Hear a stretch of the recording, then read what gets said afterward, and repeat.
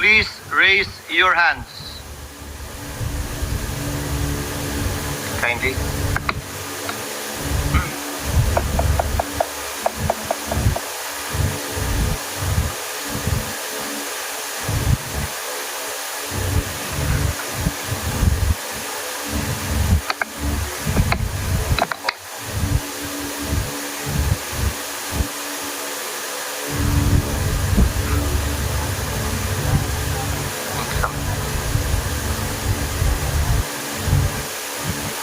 All those against the motion of Senator Judge Cayetano, please raise your hand.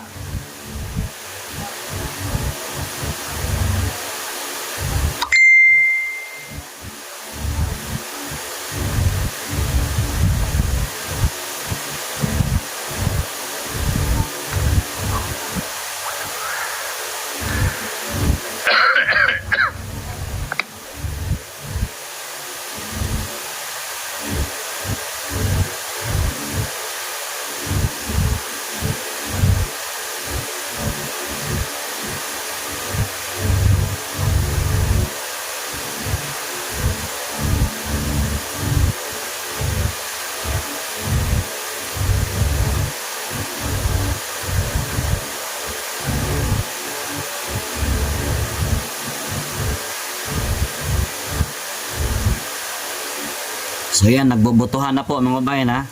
Kung sino yung papabor doon sa motion ni Senator Cayetano na yung articles of impeachment ay ipababalik muna doon, no, sa House of Representatives at i-certify, no, at klaruhin yung mga reklamo nila kung itutuloy pa ba nila, no, kasi nga matatapos na yung 19th Congress, 20th Congress na po ang kasunod nito. So, Maybe get the results.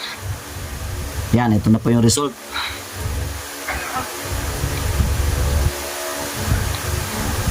With 18 affirmative votes, 5 negative votes, 0 abstention, the motion of Senator Cayetano is carried.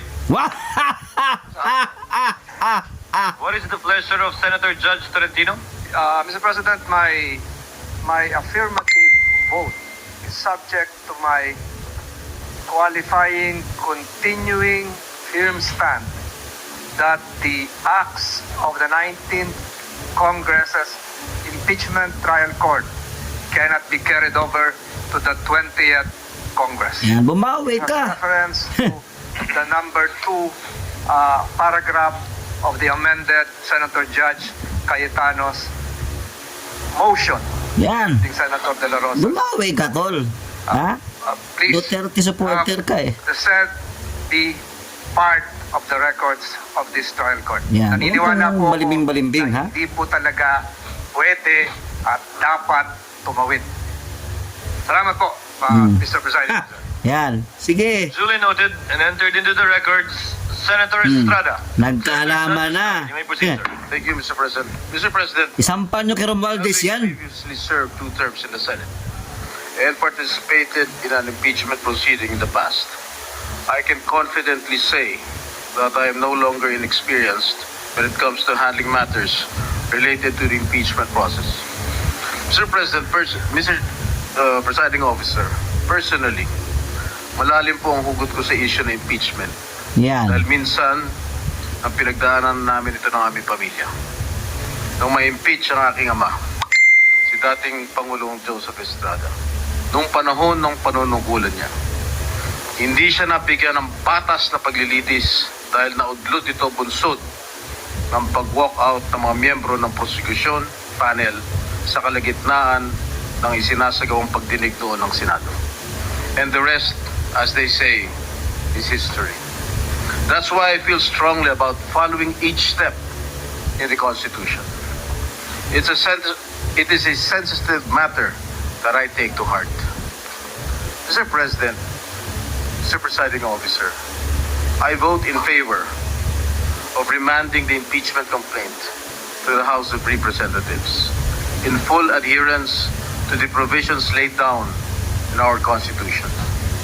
The process clearly begins in the House, and it is only proper that we respect this mandate to ensure fairness due process, and institutional integrity. However, the process should be strictly done in accordance with the Constitution and applicable laws or procedure. Ginoong Tagapangulo, makailang beses ko nang nasabi ito na ang impeachment trial ay nagdudulot lamang ng pagkawatak-watak sa ating bansa.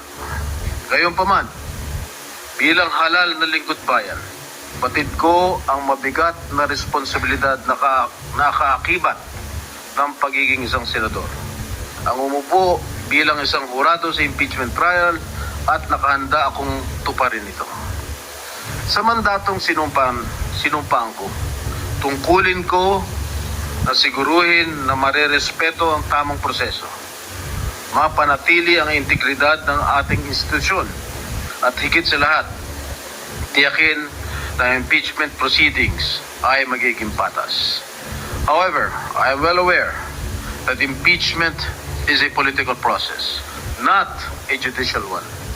However, in a political process like impeachment, we must adhere to established procedures to ensure that actions are neither arbitrary or driven solely by political agendas.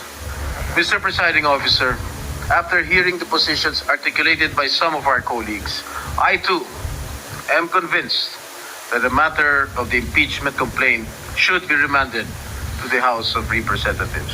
Thank you, Mr. Presiding Officer. Noted and entered into the record, Senator Judge De La Rosa. Thereafter, Senator Judge Padilla, and thereafter, ladies first, Senator Judge Marcos, and then Senator Judge Gatchalian, in that order. You may proceed, sir. Mr. President, Mr. Presiding Officer, just a short manifestation. With all due respect to the Presiding Officer, may this humble representation request the Presiding Officer to refer this motion as motion of Senator Bato de la Rosa as amended by Senator Cayetano, because the way you said it, Mr. President, this is the proposal of Senator Cayetano only. I am already forgotten, so I just would like to manifest that, please don't forget me, Mr. President. Noted Thank you, and entered into Mr. the Presiding record, Officer. Senator Padilla. You may proceed, sir. Maraming salamat po, aming tagapangulong pinunong hukom. Gusto ko lamang pong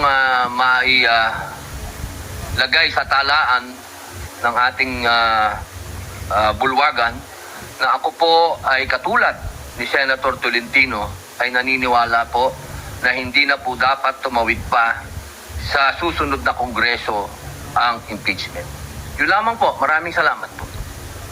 Thank you, Senator Judge Padilla.